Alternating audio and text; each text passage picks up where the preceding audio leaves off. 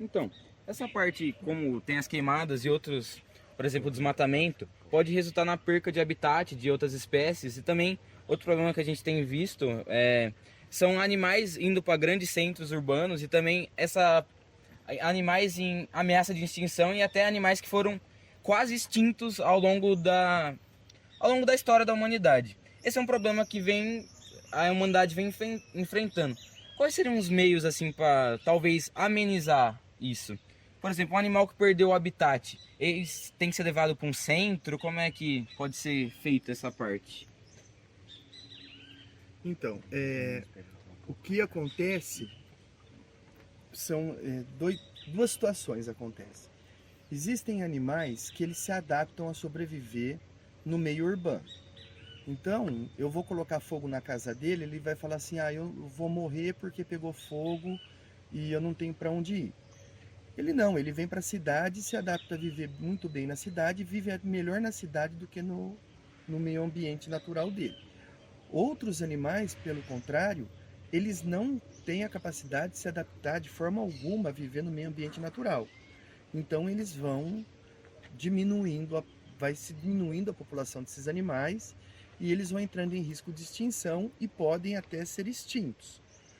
Tá? E quando ocorrem essas grandes queimadas, como a gente vê, por exemplo, no Pantanal, né, na floresta amazônica, são milhares de animais que perdem a vida. E a população desses animais, cada vez que ocorre isso, vão reduzindo até entrarem na lista de extinção ou até mesmo serem extintos. Só para lembrar, o ser humano, ele é responsável pelo maior número de extinção de espécies que já ocorreu em todo o planeta, em todos os períodos históricos que nós passamos, né? Nós já extinguimos milhares e milhares de, não só animais, mas de vegetais também, que nem foram catalogados, nem foram identificados, não foram descobertas propriedades medicinais, né, que poderiam nos ajudar na descoberta da cura de diversas doenças, né? Então, assim, nós estamos entrando num período de extinção em massa. Só que agora a gente sempre se preocupou com os outros animais, né? Mas a espécie talvez mais ameaçada hoje seja a nossa própria espécie, o Homo sapiens. Bom, outro problema também é a crise hídrica, que também está um pouco associada às queimadas, né? Já que, né, tudo interfere, o aquecimento global deixa esse clima meio maluco, né? Então, essa parte da crise hídrica está tendo uma preocupação muito grande por parte do governo. Tem que tá tendo a parte da economia de água, está tendo períodos do dia que a água está sendo cortada para ter essa retenção de água em algumas partes. Então isso é uma preocupação muito grande por causa da seca e da estiagem. Isso também está associado a alguns problemas climáticos como o efeito estufa. Então isso é uma coisa que é totalmente natural, pode ter ações humanas que podem ajudar ou simplesmente é um efeito totalmente natural? Assim, como tudo na parte do meio ambiente, tudo está conectado, né? Não tem como a gente falar de uma coisa sem relacionar com todas as outras. Então, de fato, a gente tem, né, no ciclo hidrológico e nas estações do ano essa questão de ciclos de chuva, né? No nosso caso aqui, né, verões chuvosos e secas, né, estiagem mais para o inverno.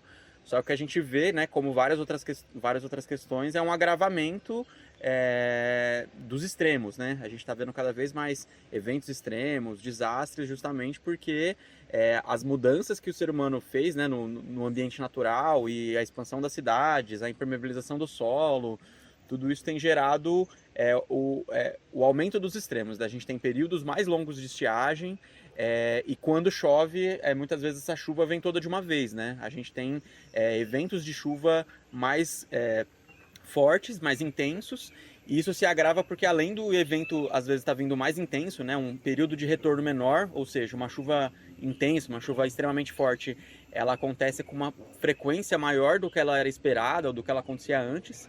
E como agravante a gente tem uma cidade cada vez mais impermeabilizada. O que é isso? Né? Cada vez mais asfalto, cada vez mais prédio, cada vez mais casa, com menos espaço verde, espaço permeável.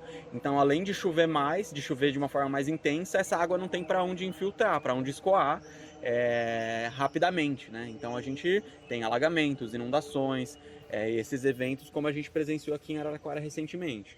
Então tem um fundo natural, né, da dinâmica hídrica, hidrológica, climática, mas diversas ações que a gente faz no meio ambiente.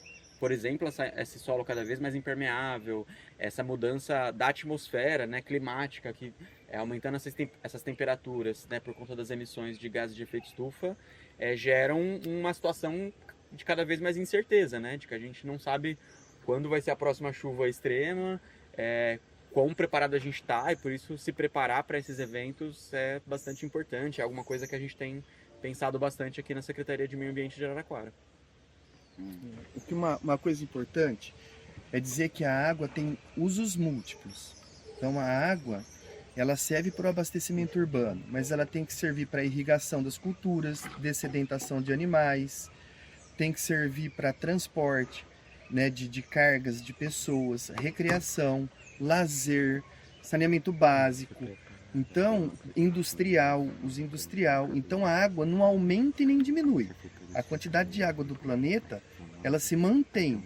O que aumentou foram o número de pessoas. Hoje nós estamos com mais de 8 bilhões de pessoas que precisam tanto da água da indústria, né, para fazer calça jeans, fazer sapato, fazer roupa, precisa de água para produzir comida para essas pessoas. Então, esse aumento populacional também aumenta a demanda pela quantidade de água, né?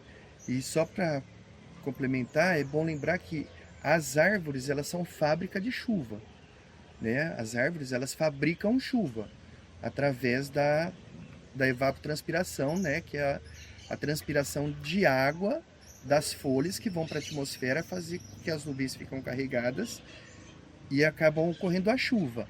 Com o desmatamento, principalmente das grandes florestas, como a floresta amazônica, nós estamos destruindo as máquinas de fazer chuva. Então, a tendência é que se chova muito menos agora no nosso estado, né, no interior de São Paulo, porque essas nuvens de água batiam na cordilheira, né, dos Andes, retornavam e choviam aqui no estado de São Paulo, na nossa região. Sem essas nuvens se formar na região norte, não vai chover aqui. O que está chovendo aqui é carvão, porque está queimando lá e as redes de vento trazem o carvão para cá e chove carvão aqui, né? Então, é isso, o desmatamento, a impermeabilização, né? Tudo isso é que vem causando a crise hídrica. Só que é bom lembrar que isso já é falado há mais de 6 décadas. E nós não fizemos o que tinha que ser feito. Agora chegou a cobrança, chegou o momento em que falaram em 1972 que ia ocorrer agora. Muito pouco foi feito e chegou o momento que as coisas estavam acontecendo.